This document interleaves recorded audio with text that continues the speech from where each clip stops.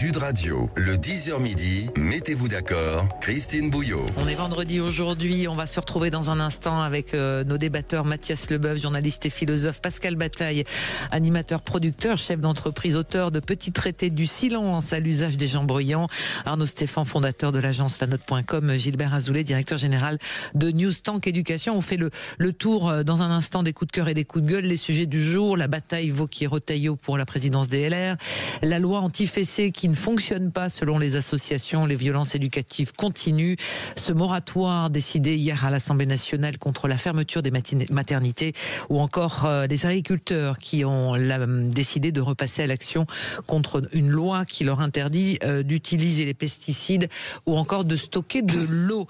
Vos coups de cœur et vos coups de gueule, alors on va parler puisque c'est la nuit, le week-end de la nuit des musées. Mathias, un coup de cœur pour une expo, mais il faut se lever tôt pour avoir des places. Alors, coup de cœur pour une expo, oui, c'est l'expo David Hockney à la fondation Louis Vuitton. À Paris. Alors, c'est une expo qui comment dire, a commencé au mois d'avril, qui court jusqu'en août, qui est une très belle expo, une expo assez roborative, comme toujours à la fondation Louis Vuitton, il y a beaucoup de pièces.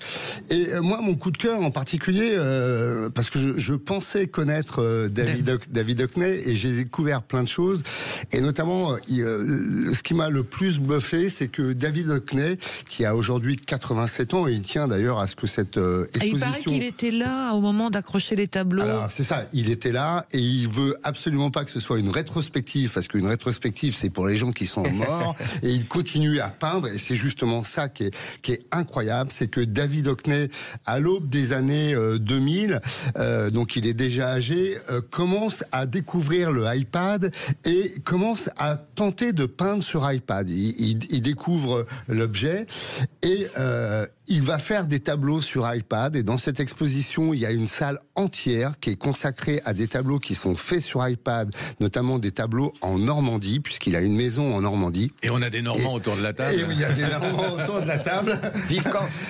Et cette salle est incroyable. J'ai trouvé que ces tableaux étaient magnifiques. Moi qui suis pourtant très attaché à la matérialité de la peinture, voir ce type qui a 80 ans faire des tableaux qui sont des tableaux formidables. Déjà, on n'a pas l'impression que c'est, quand on les regarde de loin, on n'a pas l'impression que c'est peint sur iPad. Il y a une nuance incroyable. Il a réussi à avoir une technique qui est proche de celle de la peinture. Et notamment, il y a une salle, parce que c'est ça que je trouve dingue, il y a une salle qui est très sombre et qui sont consacrés à des tableaux qu'il a peints la nuit, parce qu'il découvre que l'intérêt de l'iPad, c'est qu'avec le rétroéclairage de l'iPad, il peut peindre la nuit, ce qu'il ne peut pas faire avec un chevalet et une toile. Donc il va dans son jardin la nuit pour peindre notamment une super lune le 31 octobre 1923. Ça donne des tableaux qui sont déments, et je me suis senti vieux devant ce monsieur de 87 ans, parce que je me suis dit, mais quelle jeunesse et quelle fraîcheur, quelle agilité à son âge d'avoir de continuer à créer et de s'adapter à des technologies modernes. J'ai trouvé ça magnifique. Bon, voilà, on sent effectivement que ça a été un coup de foudre pour vous, Mathias Leboeuf, avec cette expo Hockney, mais on souligne que c'est une expo effectivement jusqu'à fin août. Alors il faut s'y prendre assez tôt, parce que pour tout vous dire, j'ai essayé d'y passer une tête cette semaine, mais c'est complet, donc il faut. J'ai la chance d'avoir été invité par un ami. Et donc, voilà, c'est tant moi, mieux. J'y vais le 4 juin. Voilà. Matin. Et si vous passez par Paris, ne ratez pas cette expo. Attention à cette salle, la salle normande, en plus, tu verras. Et puisqu'on est dans la partie un peu, on serre un peu l'esprit, c'est les nuits européennes des musées. Beaucoup de musées vont rester ouverts cette nuit, demain soir, plus longtemps que prévu. Moi, petit coup de cœur, et je l'ai déjà dit ici, c'est l'expo sur Robert Doisneau au musée Mayol à Paris. Là aussi, ça parle de Paris, ça parle d'une époque que l'on croyait heureuse, les 30 glorieuses. C'est pas si simple que ça, et surtout la vie de ce photographe absolument légendaire qui habitait à Montrouge et qui n'a jamais quitté son appartement qu'il a occupé avec son épouse quand ils se sont mariés dans les années 30. Voilà. Gilbert, autre coup de cœur. Oui, c'est la fête. Alors après, le journal de la culture, c'est le journal des sports. Là, on ouvre l'équipe. C'est un gros coup de cœur aujourd'hui que je vous propose l'arrivée d'un second grand club en Ligue 1 à Paris, le Paris FC. qui est cher à mon cœur, vous le savez, vient de gagner son ticket pour l'élite après un long tunnel en Ligue 2 où ils se sont construits tranquillement pendant une dizaine d'années sous la présidence d'un homme passionné, sérieux et visionnaire. Sérieux parce que tout en étant à Paris, il n'a jamais flambé, tout en ralliant autour de lui des gros partenaires. Il a misé sur la formation des jeunes plutôt que sur des stars. Pour l'anecdote, le Paris FC, alors qu'ils étaient en 3e division, c'est-à-dire quasiment amateurs, ils avaient une académie de formation et ils s'étaient mis d'accord pour former des jeunes avec le lycée d'à côté. Visionnaire aussi, car le président vient de gagner son ticket pour la Ligue 1. Le président Ferracci, il a signé avec un nouvel actionnaire. Et qui c'est ce nouvel actionnaire? C'est la famille Arnaud. Oui, un c'est petit milliardaire. Oui, mais Made in France.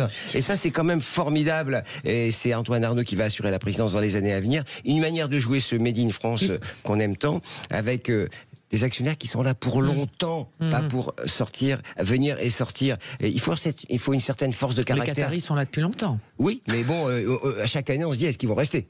Chaque année, ils vont pas rester puisque tel sujet politique, tel manque de résultats, bref. Il faut une certaine force de caractère de la part du président pour lâcher les rênes d'un club en pensant au club et pas à son intérêt personnel. Et puis, il était temps quand même de voir un autre grand club parisien dans l'élite à Paris. Non, il était temps que Paris se mette au niveau de Madrid. Et c'est ce que j'allais dire. Vous avez lu ma chronique.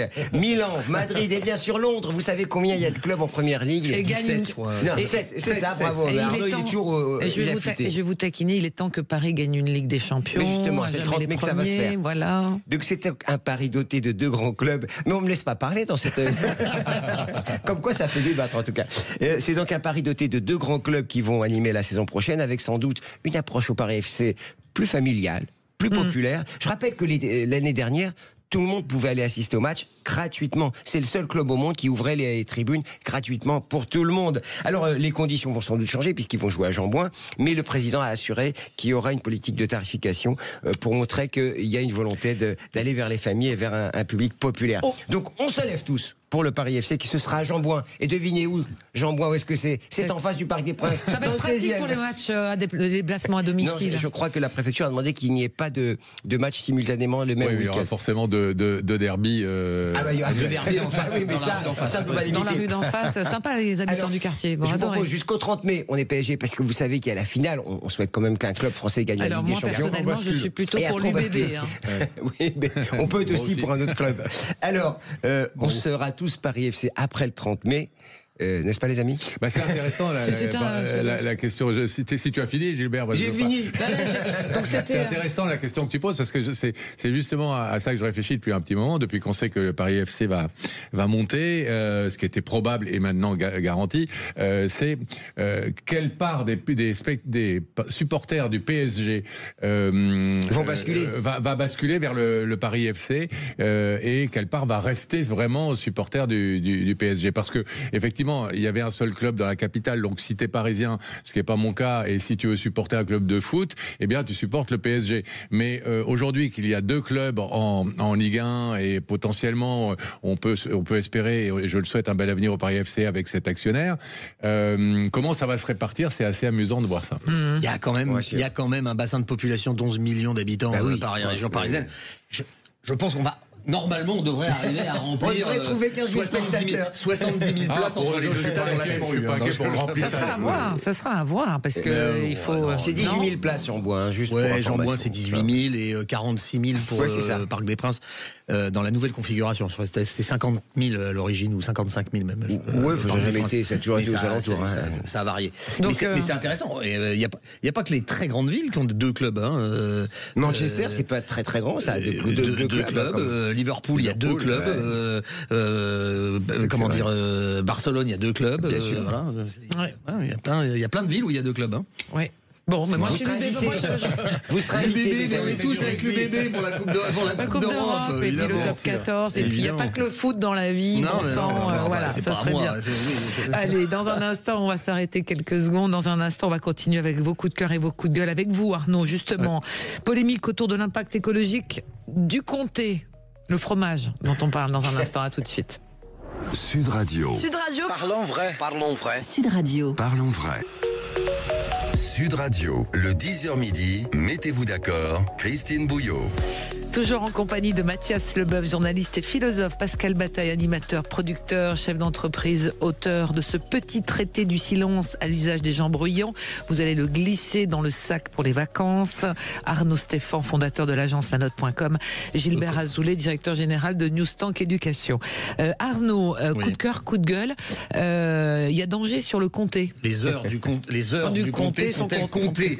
C'est le petit mot que je vous avais envoyé ce matin pour parler de ce coup de gueule.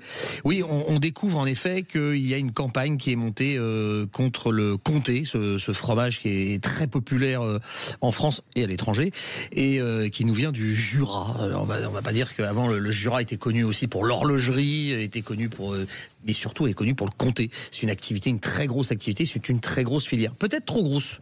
Mais il se trouve que vous avez une campagne qui a été menée et elle a commencé sur France Inter. Ça tombe bien, c'est le service public, on les remercie toujours. Il y a eu une chronique par un certain Pierre Rigaud qui est écologue. Il y a plein de nouvelles professions maintenant, c'est bien. Écologue, il est écologue et il nous dit qu'en effet il y a un impact terrible du comté dans sa production et sa création sur l'environnement. Mais c'est pas tant là que va Monsieur Rigaud, parce que c'est toujours pareil, c'est-à-dire que vous prenez un fait qui est réel, il y a sûrement une surproduction, mais comme il y a de la surproduction sur de la viande, etc. C'est-à-dire qu'on produit de la basse qualité, ça abîme l'environnement, les animaux sont pas bien traités et évidemment ça touche le reste de la filière. Vous prenez ce cas-là et vous en faites une généralité et vous dites toute la viande c'est pourri. Et ils font à peu près la même chose sur le comté, parce que je vais citer Monsieur Rigaud et vous allez comprendre que tout d'un coup il y a quand même un problème. Il explique: le lait tue. Et faire souffrir les animaux tout autant que la viande. Donc on a compris, en vérité, tout le problème, c'est en vérité la production liée aux animaux, aux bovins, mais même au lait. On se rappelle que pour certains militants, donc certains ont le droit de parler à la télé, ils viennent, c'est bien normal d'ailleurs, ils ont le droit, mais personne leur contredit. Comment dire, le fait de prendre le lait, de l'attrait, c'est du viol. Donc quand on en est là, on comprend mieux la campagne qui est menée par des gens sur le service public contre le comté. Et on se rappelle encore une fois que ce sont des filières entières, ce sont des centaines et des centaines de producteurs locaux, pas ceux de la grosse production qui utilisent le mot comté pour faire n'importe quoi. Ça, on est d'accord, mais c'est pas une histoire de faire souffrir les bêtes, parce que en effet, une fois que les bêtes, c'est une AOC, donc il y a des règles de production qui sont. Non, mais quand je dis, ça va dans ce sens-là. Hein, c'est-à-dire qu'on peut pas. On sait que sur le camembert, par exemple, il y a une AOC, mais que un très grand groupe, je citerai pas le nom, mais qui commence par un L et qui finit par un TIS, a détourné les règles du camembert pour en faire quelque chose qui ne ressemble plus vraiment à du camembert traditionnel. Pourquoi le lait tue? Pourquoi justement, c'est ça. Alors, c'est un long cheminement en fait. C'est parce que c'est produit par des bovins qui polluent les bovins avec les flatulences, etc.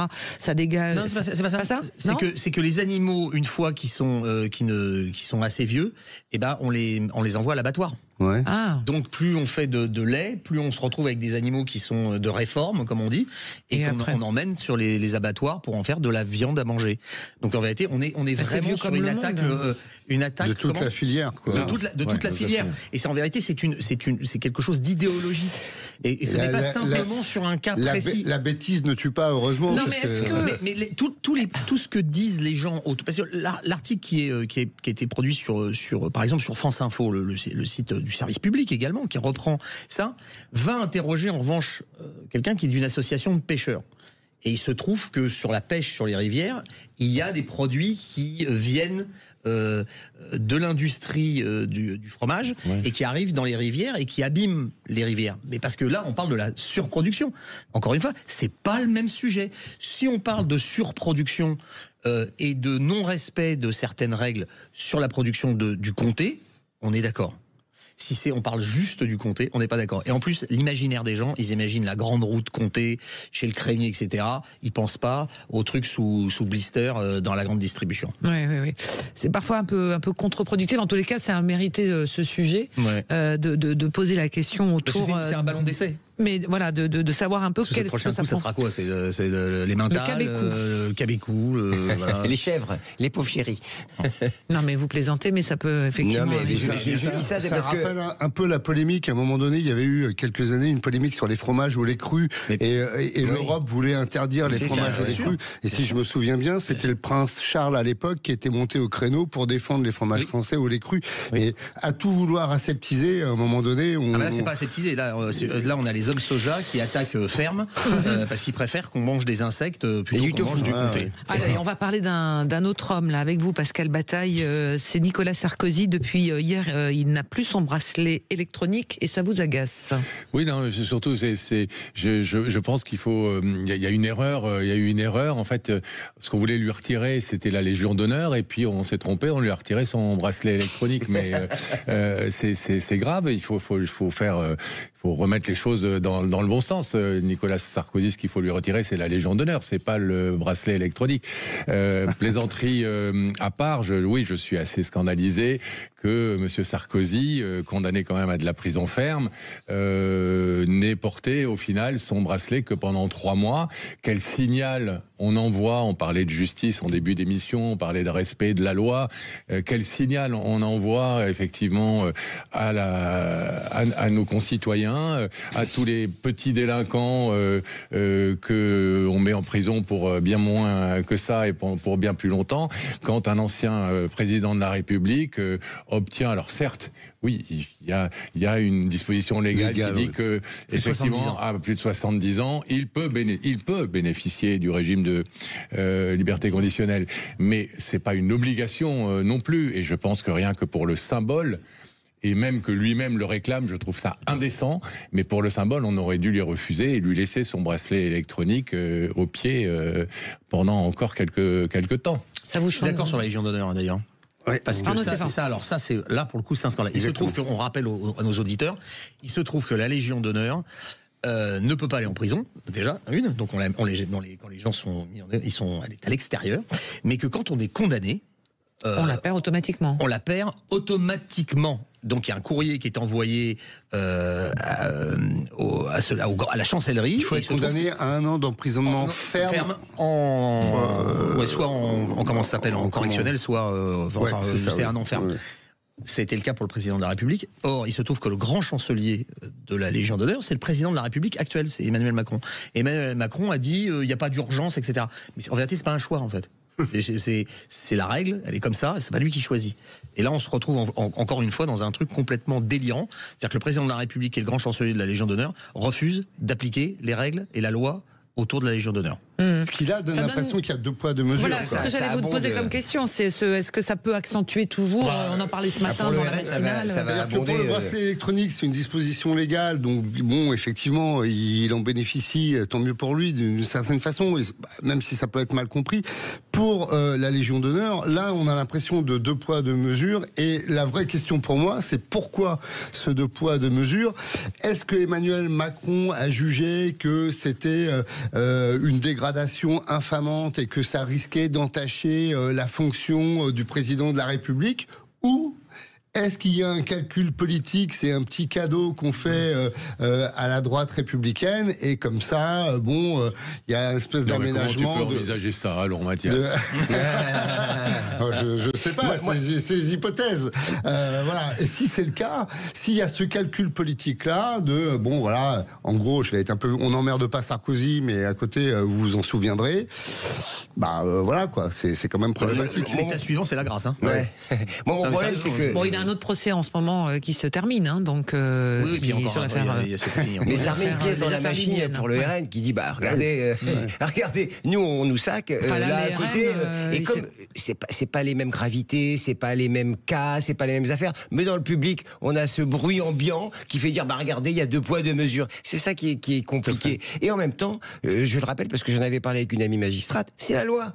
Le problème, c'est que les magistrats ils ne font qu'appliquer la loi. Si on change la loi et qu'on dit dit on ne peut pas retirer le bracelet électronique par exemple, ils ne le retireront pas. C'est-à-dire il y a toujours une faille dans la loi et c'est ça à mon avis qui pose problème, d'où des libérations de mineurs qu'on ne devrait pas libérer. Il y a plein de cas où la loi autorise des situations qui posent question. C'est pas logique, ouais. Oui. Écoutez, voilà pour les coups de cœur et les coups de gueule de vous quatre. Et dans un instant, juste après la pause, on va ouvrir un premier débat autour de la présidence des Républicains. Laurent Wauquiez, Bruno Retailleau, les adhérents choisissent par voie électronique. Peut-être qu'on aura moins de psychodrames que la dernière fois. En tous les cas, c'est un virage important pour la droite et la politique française qui se dessine ce week-end. Donc on en parle avec vous juste après ça. Sud Radio.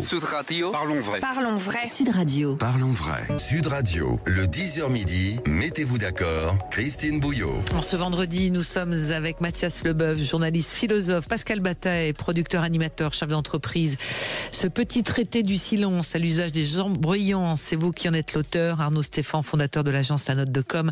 Gilbert Azoulay, directeur général de News Tank Éducation. On en vient à cette présidence des Républicains. Ce soir à minuit, la campagne sera terminée. Bruno Retailleau et Laurent Wauquiez bouclent leur dernier rendez-vous de campagne en province. Je crois que Bruno Retailleau est à Marseille. Laurent Wauquiez, il a un autre déplacement de prévu. Les 120 000 adhérents pourront voter de manière électronique à partir de demain 18h. Donc sans doute qu'on évitera le psychodrame que l'on avait connu lors de la dernière campagne et le dernier scrutin. Campagne très à droite pour les deux candidats. Mais est-ce que ça peut bouger? Et je vais commencer avec vous, Pascal Bataille. Est-ce que la droite va retrouver la droite dite classique, comme on l'appelait, j'allais pas dire autrefois parce que c'était pas très longtemps, la droite classique va retrouver un leadership avec ses 120 000 adhérents. Cette élection que tout le monde espère, effectivement pour la démocratie, c'est mieux que ça se passe bien. J'ai l'impression que non.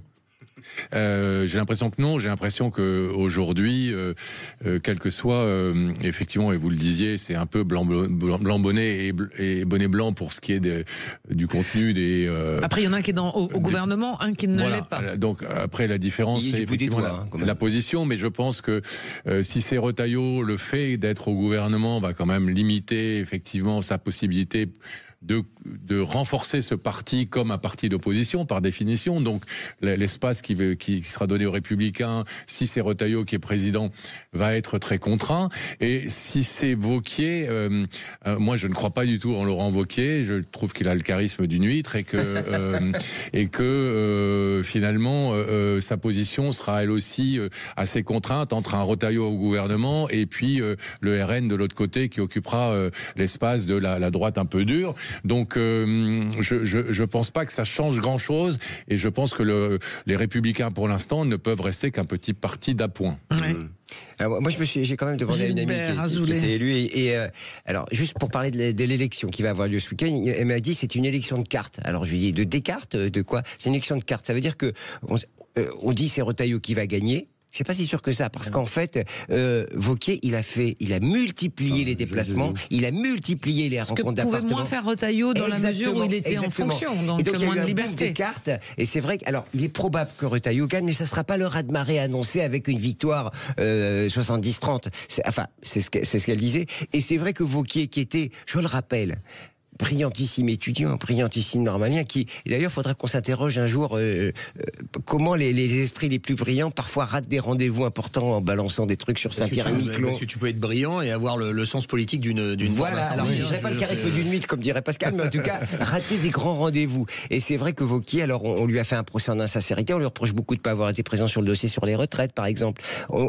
Il s'est pas appuyé sur certains élus, parfois en étant un peu insistant avec des élus, en n'hésitant pas à téléphoner en disant t'es avec moi ou contre moi. Mais quelle que soit l'issue du scrutin. Voilà, ouais, donc c'est cette notion, cette idée de carte qui a augmenté, il y a 120 000 quand même cartes au parti, ce qui est quand même assez, plus que le RN. Voilà. Donc ça veut dire que là, c'est celui qui a quand même réussi à mobiliser plus 500% de cartes en aura.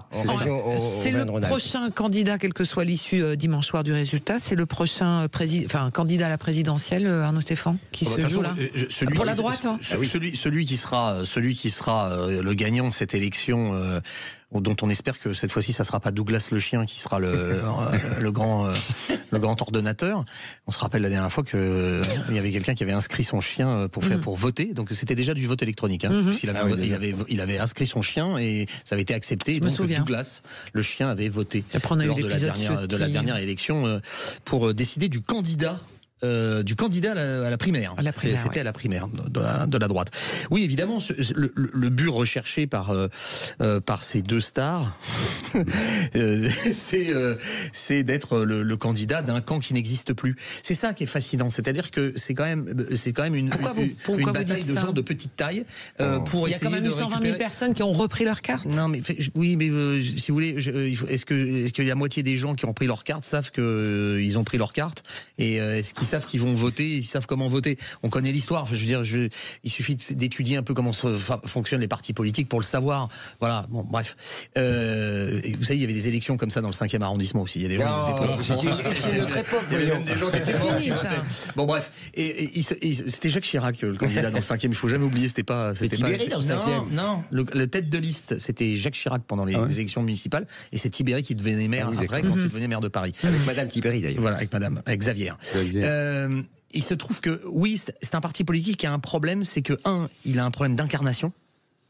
On va pas Pourtant, dire ils ont fait une campagne très très à droite, tous les deux. Je parle le principe de la Ve République, qui normalement doit être le créneau de ce parti LR, c'est l'incarnation. Général de Gaulle, Jacques Chirac, Nicolas Sarkozy, Bruno Retailleau. Alors, ça fait mal quand même. Je veux dire, il y a une chute de plusieurs étages. Ensuite, pour s'adresser à qui? Sociologiquement, ils ont quasiment disparu. C'est un parti résiduel, LR. Quand on parlait tout à l'heure c'est un parti résiduel. C'est-à-dire qu'aujourd'hui, Nicolas Sarkozy, en 2007, gagne grâce aux plus de 75 ans. Monsieur Fillon gagne la primaire de la droite grâce aux plus de 85 ans. Ils ont plus mal aux dents en 10 ans après ceux qui avaient voté à la primaire de la droite. Donc autant vous dire que c'est un parti qui a du mal à exister. Mais il n'y a pas que des partis résiduels. Les derniers suffrages. Valérie Pécresse, candidate de ce parti, qui fait moins de 5% à l'élection présidentielle, donc qui n'est pas remboursée. Le score aux élections législatives, c'est une dégringolade invraisemblable. Les positions prises pendant la campagne, on a vu aussi dans les sondages que les idées qui avaient l'air parfois un peu exagéré, les OQTF à Saint-Pierre-et-Miquelon, limiter le RSA à 2 ans, ça je parle pour Laurent Wauquiez par exemple, Mathias Leboeuf, est-ce que finalement ça clarifie pas un peu la position des LR par rapport à ce gros bloc central de droite et d'extrême droite? Moi je trouve pas, parce qu'il y a effectivement un problème d'incarnation, mais il y a aussi un problème d'identité justement idéologique, et je crois que les LR ou la droite n'arrivera pas à se redresser en se mettant à genoux devant les idées du Rassemblement national. Ça, c'est une chose, et ça, ils l'ont pas compris. Et les gens préfèrent l'original à la copie. Exactement. Et il y a une chose, ils ont un boulevard formidable sur le plan économique. Normalement, les Républicains sont plutôt des libéraux, libéralisme économique. On ne les entend pas sur ce sujet.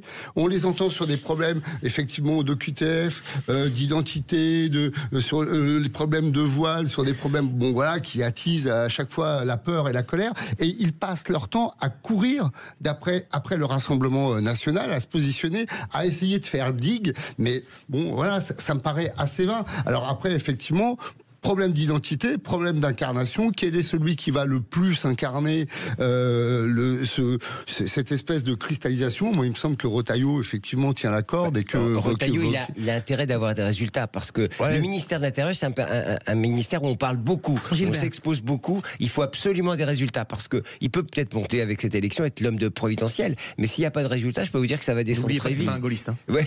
Je veux dire, c'est quand même, faut le faire quand même. C'est Bruno Retailleau, candidat des LR. S'il est élu, ça serait quand même un non-gaulliste élu à la tête du parti gaulliste. Et puis j'ajoute que c'est elle envoie quand même du bois, parce que le parcours de Retailleau, c'est pas le mouvement gaulliste. J'ajoute que la dernière interview de Retailleau qui disait « Je ne suis pas macroniste, j'ai ma liberté ». Pour quelqu'un qui est au gouvernement qui parle comme ça, je crois que c'est inédit. Il a une liberté totale. Des freestyles complets au sein d'un gouvernement. Oui. Derrière tout ça, il y a évidemment la question de la crédibilité. Est-ce que les autres partis dits de droite vont vouloir se ranger dans un gros bloc comme ça? Pascal Bataille, Laurent Wauquiez disait ce matin qu'il était prêt à faire une alliance alliance allant d'Édouard Philippe à Sarah Knafo. Ah, carrément. Oui. Ah oui, carrément. Oui, et alors ça va donner quoi? En fait, j'ai pas l'impression, on le disait à l'instant, et j'ai entendu un petit début de phrase de la part de Gilbert qui disait mais est-ce qu'il n'y a pas que des partis résiduels aujourd'hui? J'ai pas l'impression qu'en agglomérant des partis résiduels, parce que Sarah Knafo, c'est quoi? Combien de divisions, comme aurait dit Staline? Et Sarah Knafo, c'est quand même la droite très très dure, quoi. Oui, non, mais je sais où elle se situe, mais qu'est-ce qu'elle amène derrière elle comme nombre de votants et comme puissance réelle? Je connais les idées de Sarah Knafo. Et à l'inverse, je vois pas comment Édouard Philippe s'entendra avec Sarah Knafo. Donc Édouard Philippe, dans les sondages, il est parti. C'est un fantasme, c'est un fantasme. Et pour revenir sur la question d'avant, est-ce que le président des LR élu, que ce soit Retailleau ou Wauquiez, sera le candidat de la droite à la prochaine élection? C'est oublié quand même qu'il y a d'autres impétrants qui sont déjà partis en campagne, comme justement Édouard Philippe. Et puis Xavier Bertrand n'a pas dit son dernier mot, je peux vous le dire. Qui est un anti-Wauquiez. Il y a un autre personnage à droite, alors qui n'a pas de division, mais qui peut jouer un rôle de troublion, et qui est dans les sondages l'homme préféré politique des Français, c'est De Villepin, effectivement. Oui. Et qui, lui, a un espèce d'héritage. L'homme de droite que la gauche adore. Voilà, l'homme de droite que la gauche adore, mais qu'une partie de la droite, le panache, l'aspect gaulliste, le discours à l'ONU, tout ça dans l'imaginaire. Pas d'appareil, pas de militants, pas d'organisation. Zéro la tête à Toto, vous inventez pas des trucs comme ça. Il faut vous appuyer sur un appareil, même si c'est pas le vôtre. Vous prenez l'appareil de quelqu'un, vous utilisez une partie de l'appareil de quelqu'un. Emmanuel Macron est sorti de rien. Emmanuel Macron, quand il a été élu, un an et demi, il n'y avait rien. Non, c'est pas vrai, parce qu'aujourd'hui, il y a eu toutes les enquêtes qui ont été faites. Il suffit de lire l'excellent Mark Endeveld sur l'emprise et sur le curieux monsieur Macron, et vous voyez que depuis quasiment son arrivée à l'Élysée comme secrétaire général adjoint de l'Élysée, il préparait sa campagne présidentielle, qui s'est appuyé sur des réseaux très puissants d'argent, d'organisation, de cadres, etc., de partis. Il a pris que des gens qui savaient faire de la pole. Non, ce qui est beaucoup plus embêtant avec cette histoire de LR, c'est que vous avez touché quelque chose d'important. Vous dites, c'est curieux parce qu'ils jouent pas sur le côté plus libéral. C'est un de mes vieux chevaux de bataille, parce que le libéralisme, c'est pas une idée de droite. Or, vous avez deux candidats qui sont très à droite et qui sont pas à l'aise avec le libéralisme, parce que c'est pas ce qu'ils veulent, et c'est parce qu'ils savent que sociologiquement, c'est pas ce que veut leur électorat. Leur électorat, c'est plutôt un électorat qui ne vote pas pour le Front National ou le Rassemblement National parce qu'ils n'ont pas envie de voter comme leur concierge. C'est ça, et ça a été dit 10 000 fois. Je vote pas parce que je voterai. C'est un problème sociologique. Ils se mettent une pince à linge parce que tout d'un coup ils se retrouvent avec des gens qu'ils n'avaient jamais fréquentés, donc ils sont partis en courant. Et c'est la même base que ceux qui ont voté pour Éric Zemmour. Éric Zemmour, sa base, c'est une grande partie des électeurs Fillon qui se sont de droite, qui se sont radicalisés. Voilà, c'est ça l'histoire. Donc quand vous avez Fillon, il a disparu, quand vous avez Wauquiez qui dit je voudrais aller de telle personne jusqu'à Sarah Knafo, en vérité, il parle du même socle électoral, c'est-à-dire un truc qui va faire 10, 12. Parce que c'est tout ce qui reste. Et ils sont en train de se battre pour 12%, quoi. On est très très loin de la chevauchée en solitaire de Nicolas Sarkozy, qui fait plus de 30% au premier tour. Est-ce que vous dites tous, en revanche, si je vous entends bien, donc le leadership n'est pas assuré à l'intérieur de ce propre camp, avec d'autres personnalités et d'autres barons. Ce que vous disiez, c'est pour l'élection présidentielle. Oui, c'est ça qui est en point de mire, mais c'est pas du tout garanti que ce soit les deux têtes d'affiche. Que dimanche soir, tout le monde se rallie derrière la bannière du vainqueur. Déjà, Wauquiez gagne, il y a toute une partie des gens qui disent je suis plus LR. Et puis, ce qui sera important, c'est l'écart. Effectivement, si on a 70-30, le match est plié, mais pas évident. C'est pas sûr. Juste, on va carte, cher Mathias. Avant la pause, messieurs, juste précision. Donc Laurent Wauquiez, ce soir, lui est dans son fief de Lyon, et Bruno Retailleau tient sa dernière réunion publique à Nîmes pour leur dernier rendez-vous de campagne. Et donc début du vote demain à 18h de manière électronique. Résultat dimanche soir aux alentours des mêmes heures pour les journaux de 20h. Je pense que ça devrait être bon. Ça devrait être bon. Il n'y aura pas la coco cette fois. La coco. Allez, dans un instant, on se retrouve pour parler des autres sujets. On va voir lequel d'ailleurs. À tout de suite. Parlons vrai. Sud Radio, le 10h midi, mettez-vous d'accord, Christine Bouillot. Toujours en compagnie de Gilbert Azoulay, Arnaud Stéphane, Pascal Bataille, Mathias Leboeuf, le club des 4 du vendredi.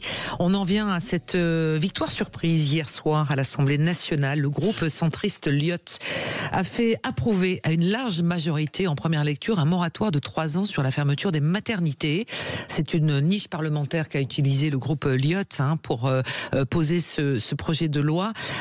Sous prétexte des faits réels, puisque la mortalité infantile en France se porte assez mal, 3,5% de décès pour 1000 enfants, ce qui classe la France au 23e rang des 27 pays de l'Union européenne. L'une des principales raisons, expliquent les députés, c'est qu'il y a des maternités qui sont beaucoup trop loin des lieux de résidence des femmes enceintes. Par exemple, prenez l'exemple du département du Lot, où il faut parfois 1h30 de voiture pour rallier la maternité.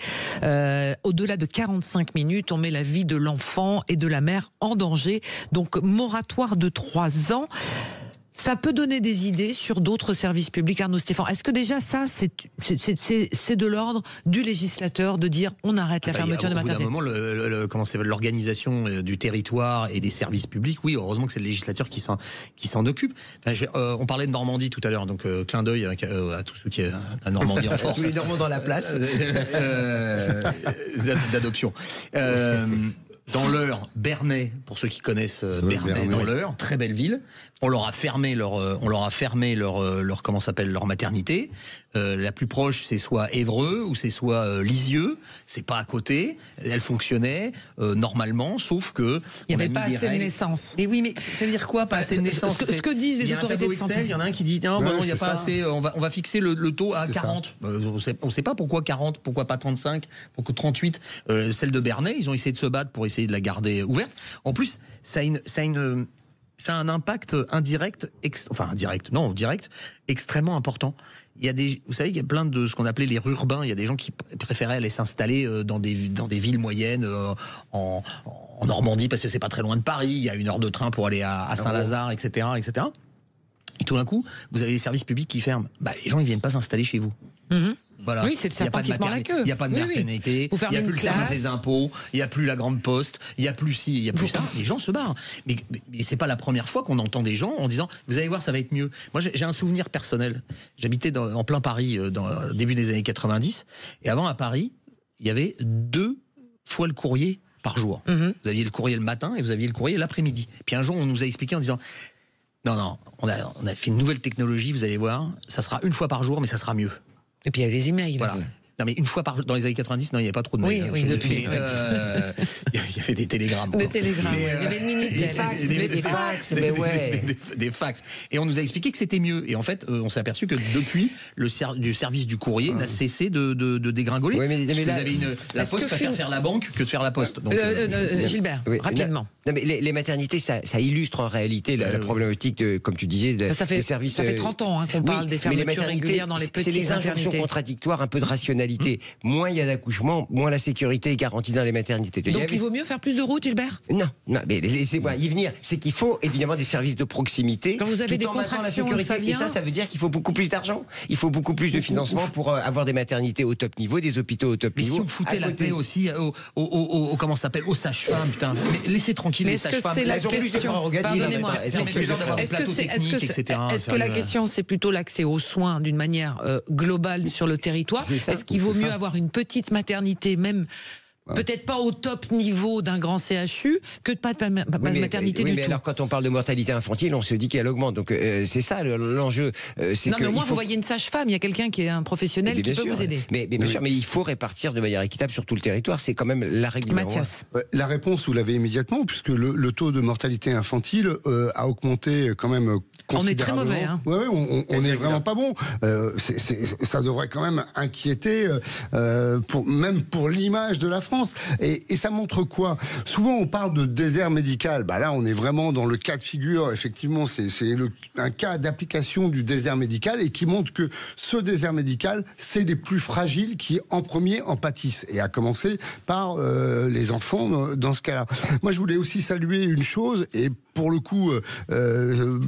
j'appartiens plutôt à la gauche. Je voulais saluer le groupe Lyot qui a fait vraiment un travail politique et qui souvent fait des propositions qui travaillent beaucoup et qui fait des propositions politiques. Et merci à eux d'avoir utilisé cette niche, puisque c'est dans le cadre de la niche parlementaire. Ils ont une journée pour proposer, d'avoir fait cette proposition. Il y a des députés qui travaillent. Et qui arrivent à faire avancer des choses. Une très grosse présence hier soir à l'Assemblée nationale, 97 voix contre 4, donc 4 100 députés sur les 560. De ensemble. Pourquoi ces gens ont voté contre, c'est assez curieux. Cette question de l'accès aux soins, on en parle aussi, on en a parlé cette semaine, cette obligation d'installation pour les médecins. C'est au législateur de faire le maillage territorial de l'accès aux soins, Pascal Bataille.